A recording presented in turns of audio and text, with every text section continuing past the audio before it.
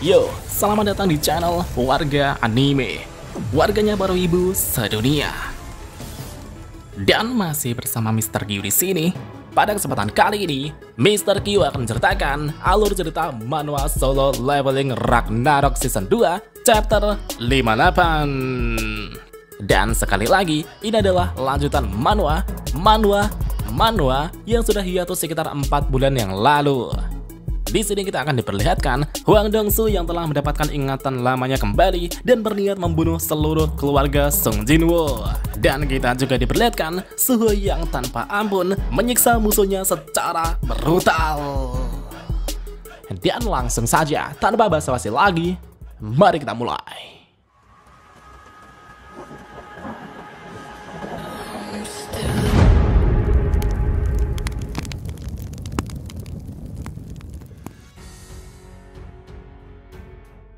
Jadi sebelumnya, Suho sangat kewalahan saat menghadapi Hwang Dong-soo. Bahkan dalam adu kekuatan fisik, kemampuan Dong-soo jauh berada di atas Suho. Ketika Suho terus dihajar habis-habisan, ia sadar bahwa ia harus mengeluarkan seluruh kemampuannya. Dan pada saat itulah, Suho kemudian mulai mengenakan full armor item bayangan hingga berubah menjadi sosok yang sangat mencekam. Dengan shadow item yang terpasang di sekujur tubuhnya, semua statistiknya kini telah meningkat secara drastis. Wujudnya yang sekarang telah memancarkan aura yang luar biasa yang dapat mengintimidasi semua lawan di hadapannya. Melihat aura hitam yang menyelimuti tubuh Suho, Hwang Dong-soo tiba-tiba gemetar seperti ada sesuatu yang tidak asing dengan apa yang baru saja ia lihat. Di saat Dong-soo masih gemetaran, Suho melihat armor bayangan yang ia kenakan terlihat sangat mencolok. Suho merasa bahwa ini kurang cocok dengan gayanya. Suho yang kurang nyaman dengan armor bayangannya itu kemudian menonaktifkan tampilan item bayangan tersebut. Suho juga bertanya-tanya dengan apa yang terjadi dengan Hwang Dong-soo. Kenapa ia terus memegangi kepalanya? Di sana terlihat Hwang Dong-soo yang masih gemetaran saat melihat aura hitam yang menyelimuti tubuh Suho. Dong-soo merasa aura bayangan hitam yang menyelimuti tubuh Suho itu begitu familiar dengannya. Dalam benaknya, sebuah ingatan aneh tiba-tiba membanjiri kepalanya. Itu adalah ingatan dari kehidupan sebelumnya, di mana ia bertemu dengan Hunter Sung Jin-woo dan bertarung mati-matian dengannya. Dan naasnya, Dong-soo saat itu telah dihajar habis-habisan secara brutal hingga binasa. Setelah mengingat semua itu, Dong-soo gemetar hebat dan berkeringat dingin. Dalam hati ia berkata, apa ini sebuah ilusi? Tapi begitu aku melihat aura hitam itu di sekitarnya, sebuah ingatan seseorang masuk ke dalam benakku. Tidak, itu bukan ingatan dari seseorang. Itu adalah ingatanku sendiri. Mata itu, aku tahu nama orang yang melihatku dengan tatapan merendahkan itu. Semakin Dong-soo mengingat ingatan itu, ia pun semakin murka. Ia menggertakkan giginya dan berkata, kenapa aku melupakan semua itu selama ini? Sung Jin-woo, sialan kau. Kebencian terhadap Hunter Sung Jin-woo itu pun meledak kembali dalam dirinya. Mendengar Hwang Dong-soo menyebut nama Sung Jin-woo, Suho bertanya-tanya kenapa Hwang Dong-soo bisa tahu nama ayahku. Beru kemudian muncul dari bayangan Suho dan berkata, Grid, apa mungkin dia mengingat ingatan dari kehidupan sebelumnya? Suho yang mendengar perkataan Beru kemudian bertanya, Grid, kau bilang, apa maksudmu Beru? Beru menjelaskan bahwa Hwang Dong-soo di kehidupan sebelumnya memiliki hubungan buruk dengan ayah anda, Sung Jin-woo, sang Shadow Monarch. Tapi akhirnya, dia dibunuh oleh ayah anda dan menjadi prajurit bayangan yang bernama Grid.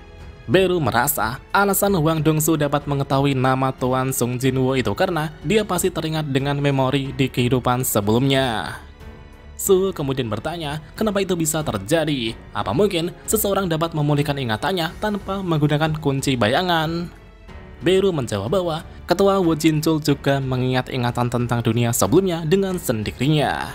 Jadi bisa jadi itu juga terjadi dengan Hwang Dong-soo.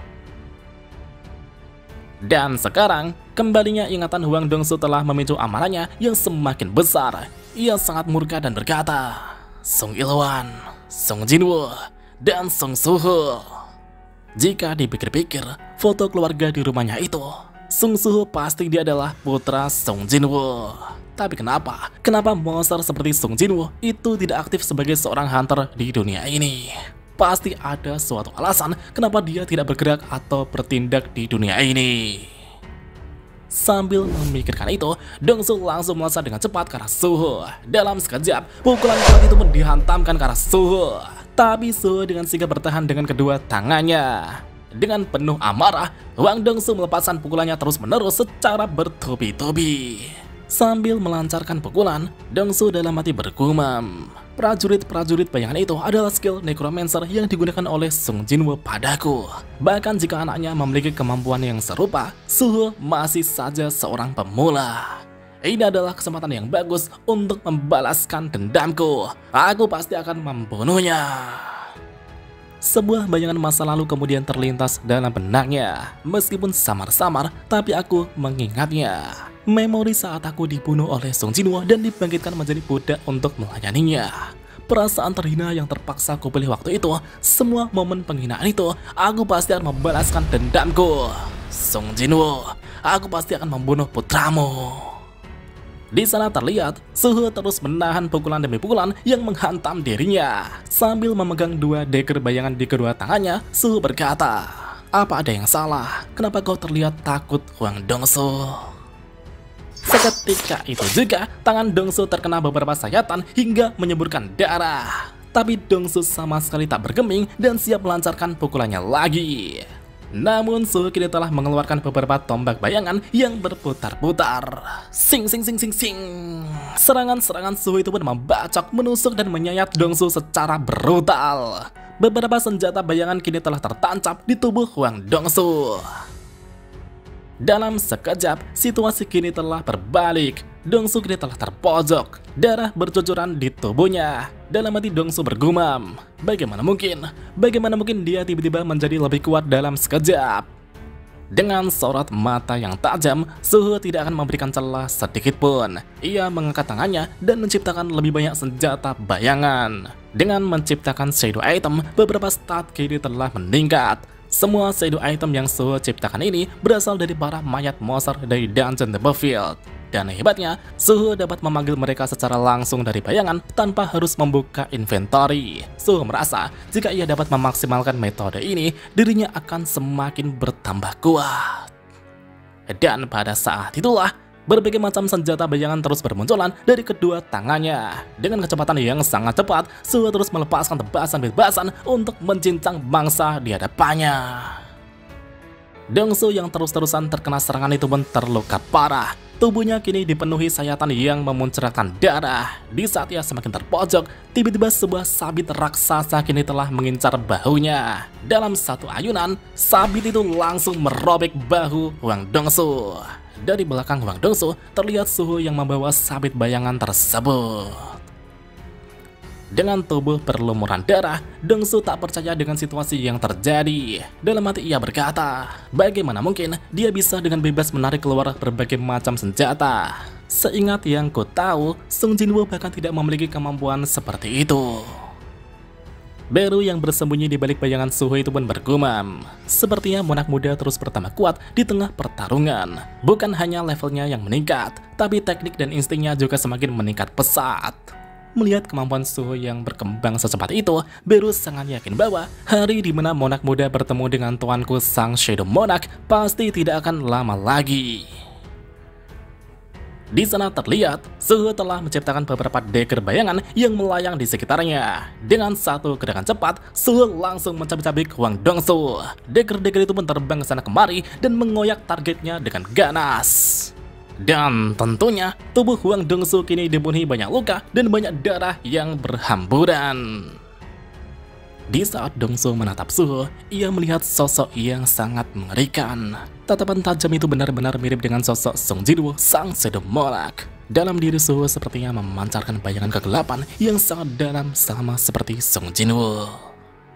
Tepat ketika Dong-soo memikirkan nama itu, ia semakin murka. Karena ia tak ingin mati konyol di tempat ini, Dong-soo kemudian berniat melarikan diri. Dong-soo kemudian siap menghantamkan pukulannya sambil berteriak, "Dasar bajingan!" Dan dua. Ia pun menghantam lantai atas hingga membuat gedung itu pun runtuh dan memisahkan dirinya dengan Suho. Dong-soo kini terjun bebas bersama reruntuhan dan boing-boing bangunan. Dan mati ia berkata, Aku tak menyangka dia akan menjadi sekuat ini. Untuk sekarang, aku harus kabur dulu dan menyusun rencana lagi. Setelah memijakkan kakinya di lantai, Dongsu langsung mencoba kabur dari tempat ini dengan sekuat tenaga. Dalam hati ia berkata, aku bukan melarikan diri, tapi aku hanya bersiap untuk membunuhnya nanti. Aku akan menyerangnya saat dia lengah dalam kehidupan sehari-harinya. Aku juga akan menculik seseorang yang dekat dengannya dan menggunakannya sebagai sandera. Sekuat apapun dirimu, aku pasti akan mengalahkanmu. Namun di saat Dongsu lari dengan sekuat tenaga, ia tiba-tiba merasakan aura membunuh yang luar biasa yang mulai mendekatinya. Dan ternyata, Suhu telah terjun dari atas dengan sangat cepat sambil memegang kedua dekernya.